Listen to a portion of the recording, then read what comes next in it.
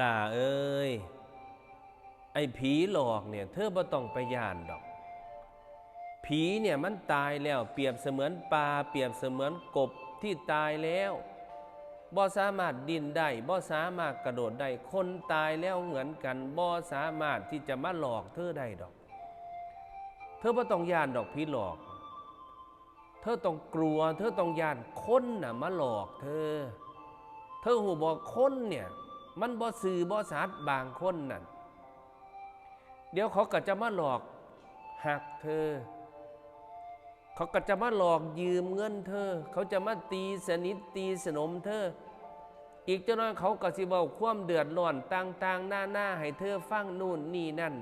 พอป่วยแน่แม่ไข้แน่ร่างกายเป็นอันนั้นอันนี้ค่าหอบ่ทันจ่ายค่าน้ำค่าโทรศัพท์ค่าเทอมลูกค่านู่นนี่นั่นบ่ทันมีเขาก็จะมาหลอกเอาเงินเธอคนนี่แหละมันหลอกผีมันบ่หลอกคนนี่แหละมันหลอกคนมันต้มคนมันตุนคนมันบ่ซื่อสัตย์คนมันปิ้งป้อนกะล่อนตอแหลผีมันบ่น่ากลัวน่าย่านดอกแต่สิ่งที่มันกลัวน่าย่านคือมนุษย์คือคนที่บ่ซื่อสัตย์เพราะฉะนั้นบ่ต้องไปย่านผี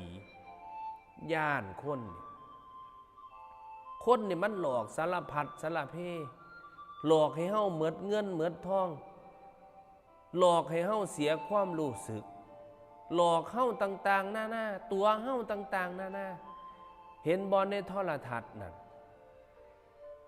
หลอกถ้าพ่อเยหนึ่งข้อเส้นเตอร์นั่นเจ้าว่าพัสดุอีหยังส่งมาแต่ใส่ผิดกฎหมอกผิดกฎหมายต้องมาเสียค่าปรับนู่นนี่นั่นหลอกเงินพ่อเยนั่นไปบ่แม่นน้อยบาทนี่แหละมนุษย์นี่แหละมันใจสกปรกบางคนอันนี้เว้าถึงคนที่ใจสกปรกใจสกปรกที่สุดก็คือมนุษย์นี่แหละ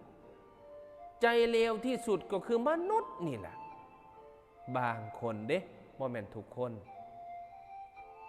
ผีเนี่ยมันลุกขึ้นมาตัวเฮาบ่ได้มันลุกขึ้นมาหลอกเฮาบ่ได้มีแต่เราคิดไปเอง